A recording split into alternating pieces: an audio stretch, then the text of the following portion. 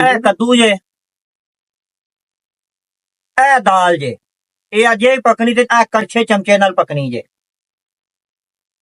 ਇਹ ਹੁਣ ਹਾਜੀ ਸਾਹਿਬ ਸਵੇਰੇ ਇਹ ਵੀਡੀਓ ਦੇ ਵਿੱਚ ਇਹ ਫੰਕਸ਼ਨ ਪਹਿਲੇ ਨੰਬਰ ਤੇ ਚੱਲਣਾ।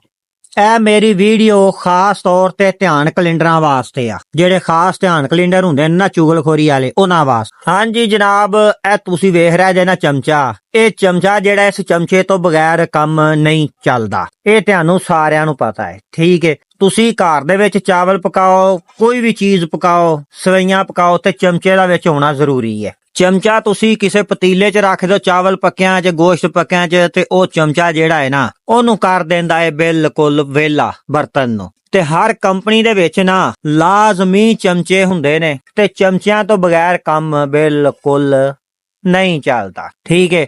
ਬਾਕੀ ਜਨਾਬ, ਚੁਗਲੀ ਲਾਉਣ ਵਾਸਤੇ ਅਫਸਰਾਂ ਨੂੰ ਕੋਈ ਇੱਕ ਅੱਧਾ ਐਸਾ ਚਮਚਾ ਇਨਸਾਨ ਚਾਹੀਦਾ ਹੁੰਦਾ ਹੈ ਕਿ ਜਿਹਨੇ ਨਾ ਬੰਦੇ ਦੀ ਤੁਹਾਨੂੰ ਚੁਗਲੀ ਲਾਉਣੀ ਹੁੰਦੀ ਹੈ ਅਫਸਰ ਨੂੰ। ਕਿਉਂ? ਉਹਨੂੰ ਚੁਗਲੀ ਤੇ ਯਕੀਨ ਹੈ ਕਿ ਮੈਂ ਚੁਗਲੀ ਲਾਈ ਰੱਖਾਂਗਾ ਨਾ ਤੇ ਮੇਰੀ ਦਿਹਾੜੀ ਜਿਹੜੀ ਨਾ ਉਹ ਲੱਗਦੀ ਰਹੇਗੀ, ਮੇਰੀ ਦਿਹਾੜੀ ਚੱਲਦੀ ਰਹੇਗੀ, ਠੀਕ ਹੈ। ਬਾਕੀ ਮੇਰੇ ਦੋਸਤ ਇੱਕ ਨੇ ਮੈਨੂੰ ਰਾਬਤਾ ਮੇਰੇ ਨਾਲ ਕੀਤਾ ਸੀ, ਤਾਂ ਮੈਨੂੰ ਨੇ ਲਫ਼ਜ਼ ਆਖਿਆ ਸੀ ਕਿ ਨਈਮ ਸਾਹਿਬ, ਸਾਡੇ ਕਹਿਣ ਦੇ ਨਾ ਇੱਕ ਵੀਡੀਓ ਚਮਚੇ ਵਾਸਤੇ ਵੀ ਪਾ ਦਿਓ, ਕਿ ਜਿਹੜੇ ਬੰਦੇ ਚਮਚੇ ਨੇ ਨਾ ਚੁਗਲਖੋਰੀ ਵਾਲੇ ਬੰਦੇ, ਉਹਨਾਂ ਵਾਸਤੇ।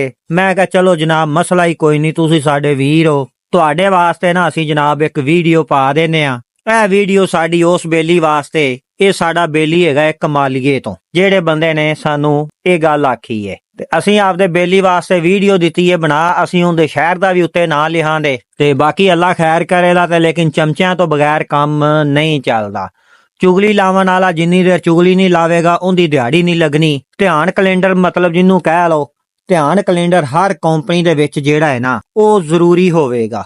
ਤੇ ਧਿਆਨ ਕੈਲੰਡਰ ਤੋਂ ਬਗੈਰ ਮੇਰੀ ਜਾਨ ਕੰਮ ਨਹੀਂ ਚੱਲਦਾ। ਚੁਗਲੀ ਲਾਵਣ ਵਾਲਾ ਚੁਗਲੀ ਲਾਵੇਗਾ, ਉਹਦਾ ਕੰਮ ਵੀ ਨਹੀਂ ਚੱਲਦਾ। ਤੇ ਧਿਆਨ ਕੈਲੰਡਰ ਜਿਹੜਾ ਨਾ ਉਹ ਬੜਾ ਜ਼ਰੂਰੀ ਹੈ। ਤੇ ਬਚਿਆ ਕਰੋ ਧਿਆਨ ਕੈਲੰਡਰਾਂ ਤੋਂ।